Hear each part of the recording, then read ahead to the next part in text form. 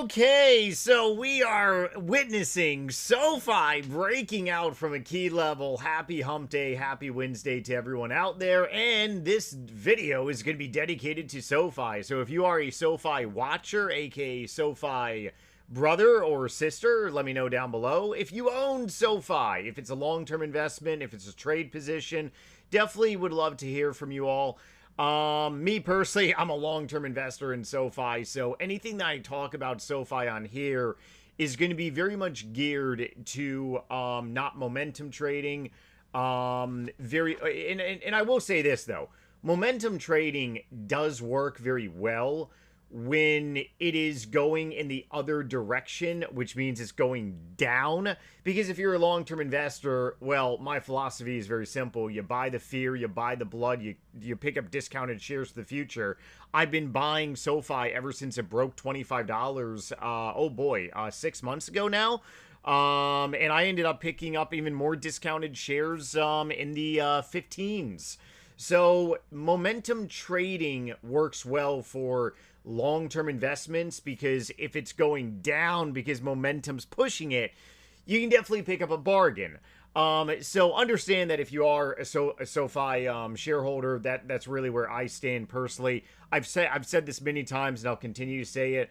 I have a 10-year vision around SoFi because we are having a generation of people, primarily the boomers and baby boomers.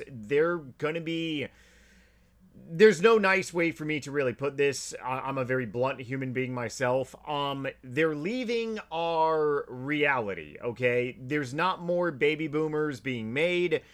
The Gen Z, the Gen Alpha, they love the tech guru stuff. By all means, like my mom, my grandmother, all my older relatives. I just turned 38. So I have, my family is definitely in 60s, near 70s. And the thing about it is that they're very used to balancing a checkbook where you literally write stuff in your checkbook. I've never balanced a checkbook before where I've written stuff down. That's a lost trait. You just log on your app and you check your money. So Gen Z, they're not going to be going for the legacy banking.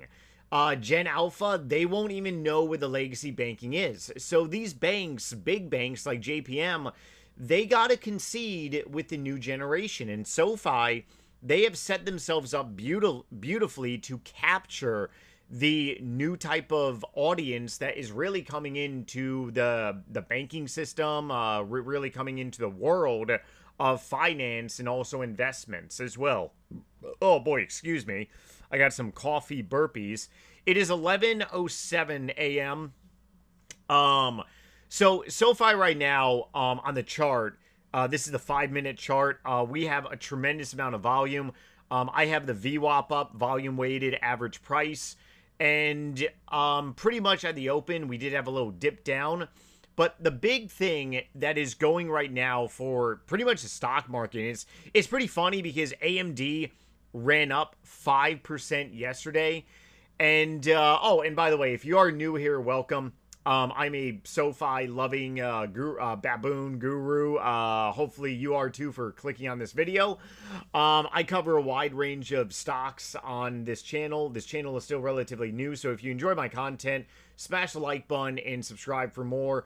I put out videos on here Monday through Friday, sometimes uploading bonus material on Saturdays as well.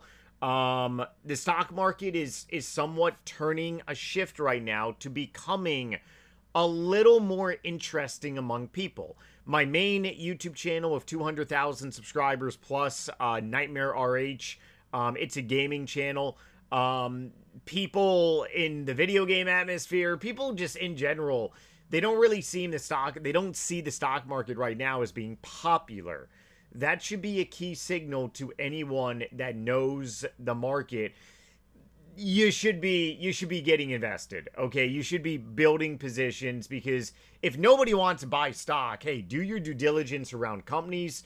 Think about where you want to put your money, but understand that when the general consensus is that the market's very scary, that is time for you to very much go into the market. I've been in the market for 6+ years, and I've stayed in the market 6+ years. I haven't left the market. Very key thing. Okay, there are people that they maybe bought stock like 10 years ago, but then they completely liquidated their profile. They left the stock market for a couple years, and now they're getting back in. No, no, no, no, no, no, no, no. I've been in the market for the last 6+ years. That means that I have stayed in the market, and I've stayed with SoFi. All throughout 2024, February is when I started buying SoFi. And 2024, SoFi was not popular until the election pretty much happened. Okay, so as for today, what is going on to cause a shift in markets? Okay, look at SoFi, look at software. I have a public profile dedicated for this YouTube channel. I might be getting to my profile. I want to keep this video under 20 minutes here. I apologize for longer videos, but I know a lot of you all really enjoy longer videos because it's real talk. And real talk, in my opinion, or maybe it's even factual, real talk is best talk, really around just like stocks. Not a AI editor around here. I use AI every single day, but I use AI not for video making. I use AI as a tool. And I'll get to actually that momentarily. So, my public positions, what's kind of really funny is I ended up taking a loss last week on Adobe. And Adobe is actually very much higher than where I sold it, but I really don't care because I rolled that money into different areas, such as Palantir, ServiceNow, Coinbase, and also Ethereum as well, too. Yeah, I actually bought crypto for the first time since 2021. Had to do it, man. And if crypto does go lower, well, I might be buying some more. But we'll be building definitely a position around Coinbase. Coinbase is getting a tremendous recovery today. PayPal is even up today. ServiceNow is definitely getting a rebound of software. Microsoft, very nice rebound, which is leading the rally. Palantir, Palantir just has so much freaking cash now and zero debt. It's like, okay, your growth rates are 80%, but you're guiding for higher growth rates. But even if your growth rates come down to, let's say, 70 or 60%, the amount of cash that you have is unfriggin' believable. And their growth rates are is something that, you know, it's unbelievable. So many people are saying it's unsustainable, but there's money to be made in Palantir. It's just that when the market wants to take risk, Palantir is going to go up. When the market doesn't want to take risk, Palantir is going to go down. Palantir someday could very well be a friggin' trillion-dollar company. Pretty crazy, right? If you go back like a year and a half ago, yeah, when Palantir was the most talked about company on the stock market, people were saying Palantir is going to be a trillion-dollar company. So Adobe is getting a kick in the nuts right now. Not Adobe. Ooh, I apologize. AMD. AMD is getting a kick in the nuts. We've literally gave up all gains from yesterday. 581 on yesterday. 898 billion market cap. I don't believe AMD hit a $1 trillion market cap just yet. I think that's going to be a psychological level. Psychological levels tend to be around stock prices, but the market caps do actually matter too.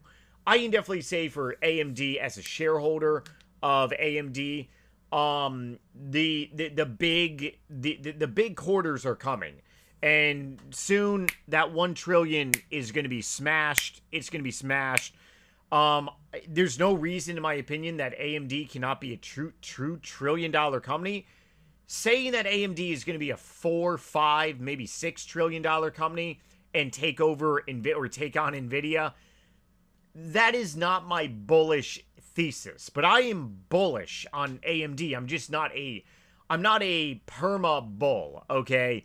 Perma bull is, you know, up and you know, it's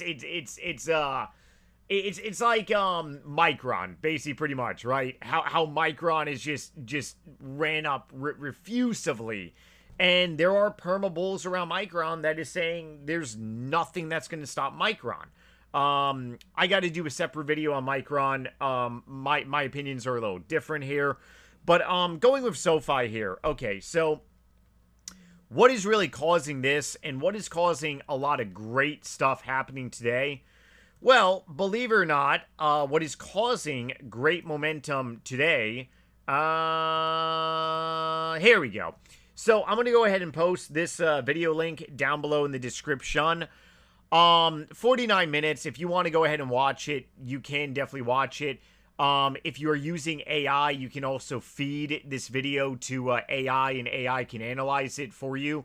I actually just got back from a vacation from last week, so I'm overly swamped with work right now. So I just had this video playing in the background, but I also had AI analyze this video as well too. Really good. Kevin Warsh speaking at the pretty much. There's going to be more and more public speaking with the new Fed governor. Powell loved these types of public speaking forums, and a lot of times it would really sway the market, especially back in 2022 and 23. 24 was really, okay, we got to wait for the election, right? 2025 last year, it was really, Liberation Day was happening last year, tariff war, it was all over the place. However, now because we have a new Fed governor, the market's going to be swaying even more. Kevin Warsh could go on one of these forums once again, and the market could very well be up by a couple percent. That's how powerful these things are going to be. Now, I did ask Gemini. I'm a Gemini fan, Gemini Pro. If you don't use Gemini, well, it's okay. Let's go ahead and face friggin' reality. Okay, you could very well be using ChatGPT. You could very well be using Gemini. It's AI is essentially AI. Now, I've actually said that to a friend of mine is in love with ChatGPT and also Claude. But I'm like, okay, AI is really AI. It can do the same damn thing. Okay, so basically, man, my screen is all glitchy. Pretty much I asked AI valid question. Why is the market up? Analyze everything that woo!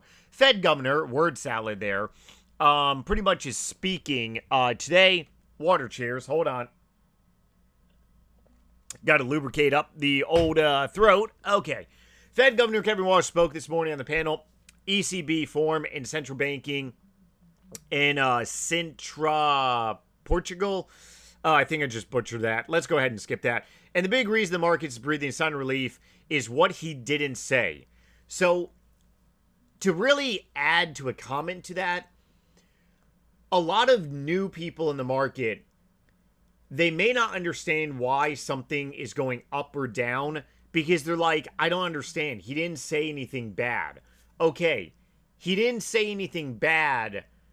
Why is the market going up then? Because he didn't say anything bad. But it also could work on the flip side too. He didn't address the elephant in the room. I remember 2023, one of Powell's meeting, he didn't address the elephant in the room. The friggin' market sold off like crazy. And the elephant in the room, I remember, was if in the future the Federal Reserve is going to do higher than a 50 basis point rate hike. It was really bad during rate hikes. And I remember that Powell would not answer that question if they would be raising like one whole basis point at a meeting. And he didn't say that, but the market freaked out. So understand, if sometimes by people not saying something, the market can look at it as a positive. But what didn't he say?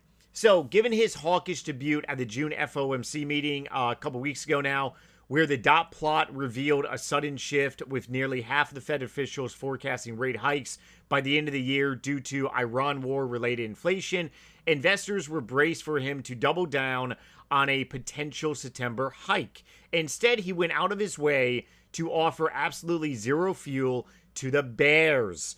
And I've been saying this. I am always bullish on America.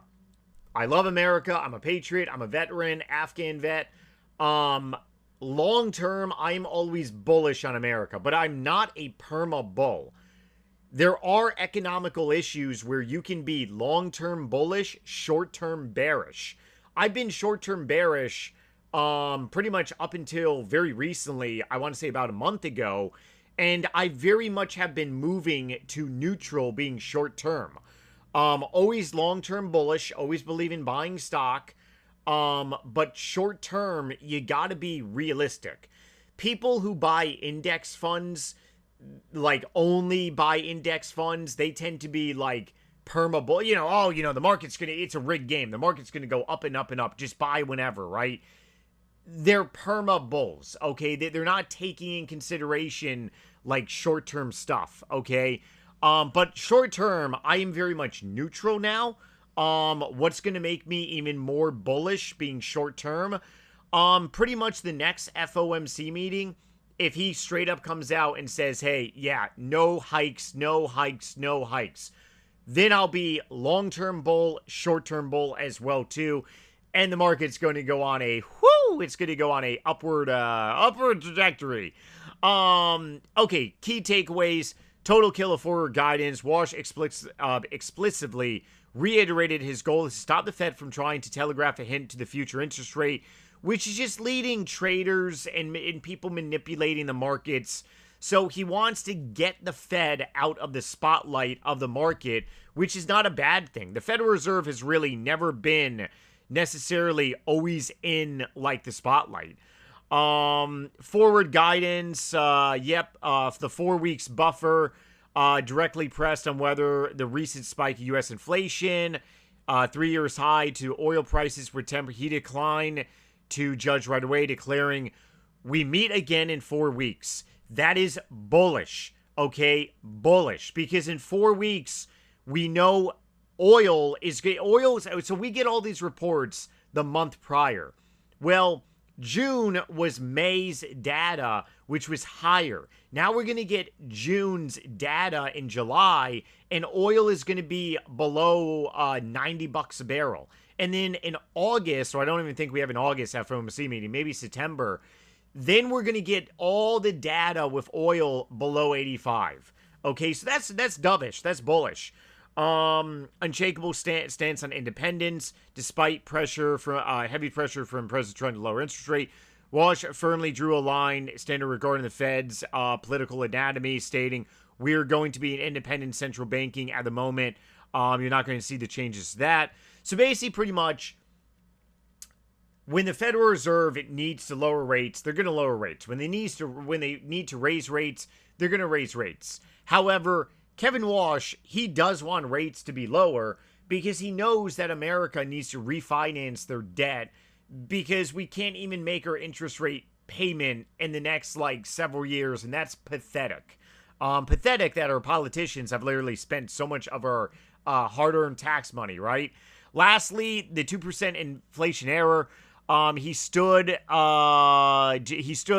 firmly. Anyone can expect the Fed to tolerate inflation above 2% will be disappointment. He explicitly kept the door open on how they will approach it, stating the tactics and strategy. So to really go on that, he's talking about changing the way they calculate inflation, and this could bring them lower. But he's also stated at the meeting that, hey, maybe we don't need a 2% goal. Maybe our goal is too aggressive, right? And yes, Google Gemini is AI and it can make mistakes, right? It can make mistakes, but I can go ahead and tell you, it's pretty, it's very, oh man, I don't want to vouch for AI, but this little doodad has been right, a lot. Because it just really gathers all pretty much like the data. One last thing. One last thing is the bottom line. The green market isn't reacting to a dovish term. Walsh is still fundamentally a hawk. Very true. A hawk on price stability. The markets are green because he refused to play forward guidance game means no immediate hawkish surprises were dropped today. He gave the market a clean, standard data-dependent runway for the next 4 weeks, allowing tech and broader equities to catch a solid relief rally. So basically, pretty much, he is like me, which is face value. I'm a bachelor. I'm not going to lie, and by all means, I really don't want to dive too much into my personal life, but every aspect of my life is very much well beyond 100%. My relationships, though, are pretty much a dumpster fire. I'm not going to friggin' lie. When it comes to finance and everything else, I operate pretty much at 120% out of 100. When it comes to health, I'm an extremely healthy human being. My diet is amazing. I exercise 5-6 times per week. I have a six-pack semi-showing. It's very hard to get those things to show, but they're semi there.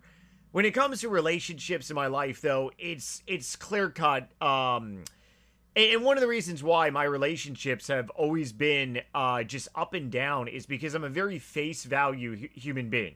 I say stuff how it is, and a lot of people, they think that I'm playing a game, or they think I'm trying to play a game. No, I say stuff as face value, okay? The same exact way that I make these YouTube videos, I'm saying stuff face value.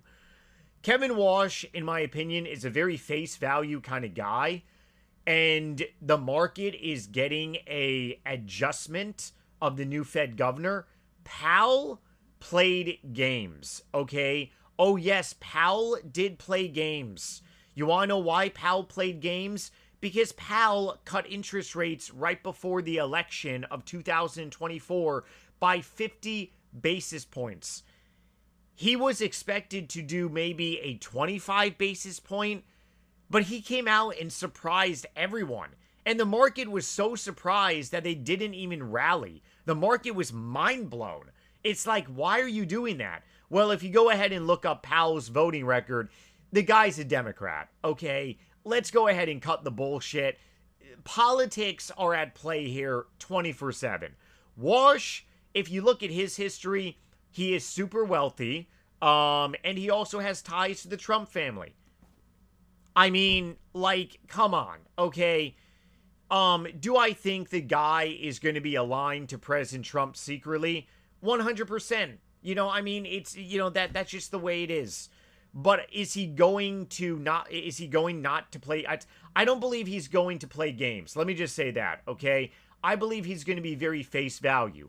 But if we get all this, if inflation does come down, like significantly, he's probably going to side with President Trump and say, yeah, you want to know what? Inflation is very much lower. Let's go ahead and just go ahead and cut a bunch of stuff here. So, I'm looking at Kevin Warsh as being a face value kind of guy. Hey, we have no guidance. We're not playing games. No guidance.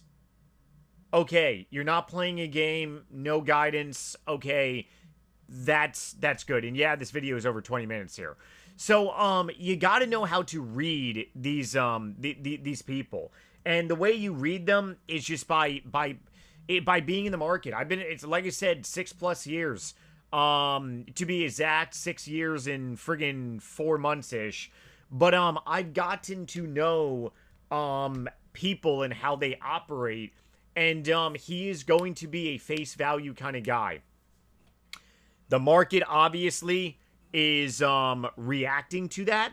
And today, we're seeing positive rallies. Okay, SoFi.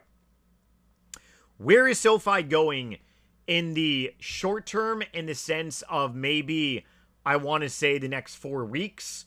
Where is SoFi going in the next 3 to 6 months? And where is SoFi going next year, in my opinion, right? The next 4 weeks, it's really a coin toss. Am I placing bets? Am I gambling? I got shares loaded out of the wazoo. I got no options currently on SoFi, so no short bets, but I'll talk about what is in my brain. I see SoFi very much rallying to staying above 1950. I think that's a key area. Definitely where we were at before earnings. We basically pretty much are hitting a double top.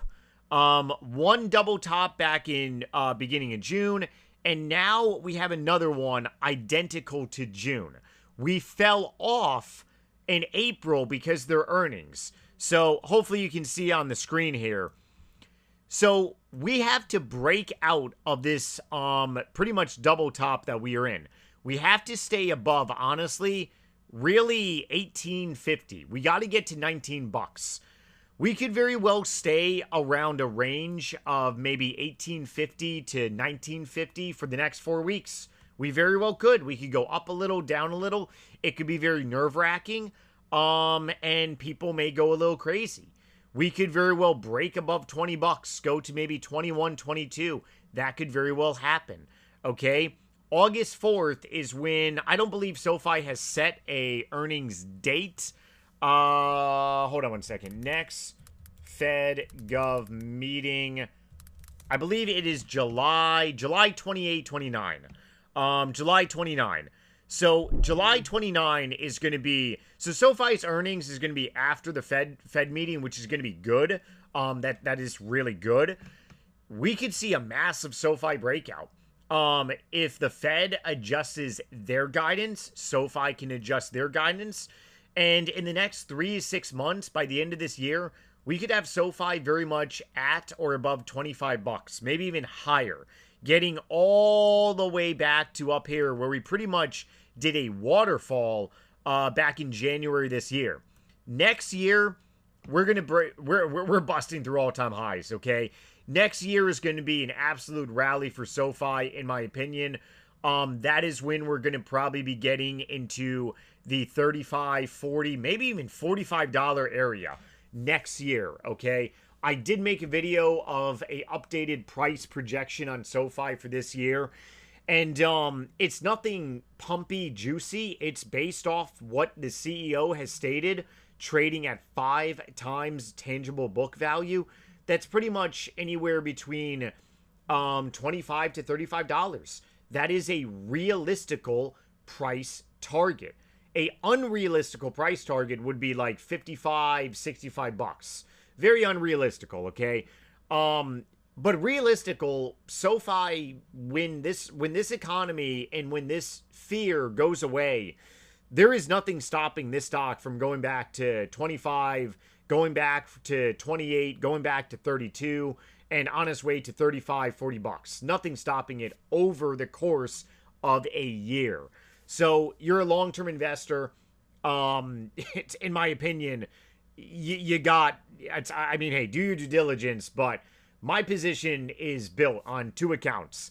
And I am very much set up for this rally around SoFi, let alone many stocks in general. All right, everyone, I'm going to wrap up today's video with this. Stay motivated. Don't let evil forces shake you out of your future investments, and I will catch you all tomorrow for a brand new video.